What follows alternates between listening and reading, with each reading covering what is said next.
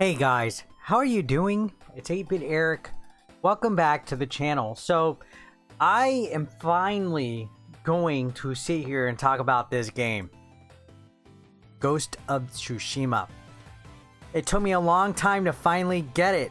When it came out, it was on the, okay, I need to get that list. But for whatever reason, I just never picked it up on time. So, a few months ago, I finally managed to get it. Sink the teeth into it. I actually live streamed it a couple times, but I've been playing it a lot off stream as well, because this is one of those games where I'm like, all right, it's meant to be an experience. It's meant to be an adventure where you just take it all in. The thing that I find the most attractive about Ghost of Tsushima is its art direction. It looks amazingly stunning. This pushes the PS4 to its limit. I'm playing it on a PS5, but it just looks fantastic. Taking a look at the characters in the cutscenes, looking at the environment when you're riding on your horse, looking at the trees and the flowers and just the detail of every single thing about this game. Wow. Like, I used to think Red Dead Redemption set a high standard for an open world's game as far as looks and visuals and sounds go, but I have to say, this is probably one of the best PS4 games of all time, if not easily top 2, and I know that's going to trigger a lot of people. I think this should have won Game of the Year that it was contended. I'm not going to try to get into this whole debate about The Last of Us Part 2, because I thoroughly enjoyed that game too. I reviewed it separately, but my god, I waited too long. I slept on Ghost of Tsushima way too long, and I managed to finally sit down, and I am absolutely in love with it. So, in this game, you play as a samurai who has to, I guess, gain control of the Mongols. They took over the territory.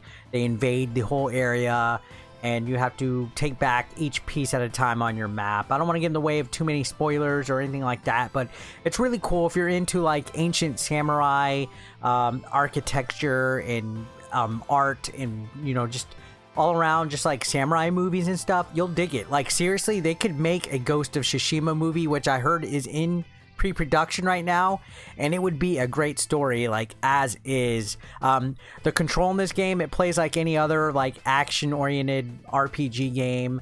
If I was to describe it, I would say maybe mostly a little bit like Skyrim with a little bit of Dark Souls and other similar games like that, where you have like parries and dodges and you gain experience, and these go towards upgrade trees and different skill levels and stuff. And stealth does play a big factor in how you proceed into like a quest area. Like, you can enter like a hostile like territory, and if you go stealthily, you can pass the mission a lot easier, and each different enemy has like some kind of strategy or some type of like weakness or some kind of way to defeat them easier.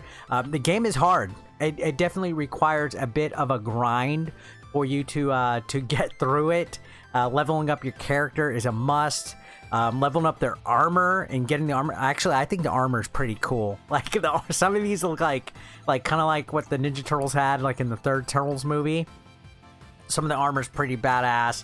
I do prefer just grinding. I took some time out after I failed epically on stream for quite some time. I was like, all right, I'm gonna have to slow the heck down on this game and actually take the time to explore, do some side quests, and trust me, there's tons of side quests on here, all sorts of them, from like, you know, fun little missions to random quests that you find, you know, passing an NPC. There's all sorts of like collectibles and stuff that you can do.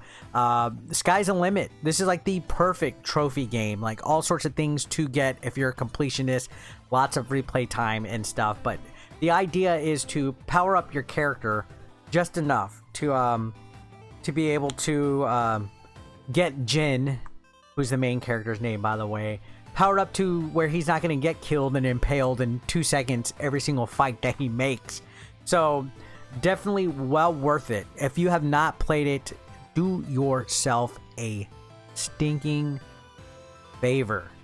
Get Ghost of Tsushima. It's a shame because it came out quite some time ago and I just never got around to playing it. because I didn't own it. I didn't go out and get it, and it took me finally having to hear about it in almost every single live stream that I do. Eric, are you gonna play Ghost? Eric, are you gonna get it? Are you gonna play it? Are you gonna live stream it? And I was like, you know what? I'm tired of being asked about it. I'm gonna go out. I'm gonna buy it, and I did. And I gotta say, it's well worth it. And this game actually has been going on sale a lot recently. Like every so often, when you'll find like a game sale or a spring sale, you can find it. I believe it actually was on sale in the PlayStation Store for 25 bucks. So that is a fucking steal for Ghost of Tsushima, which is one of the greatest PlayStation games of all time.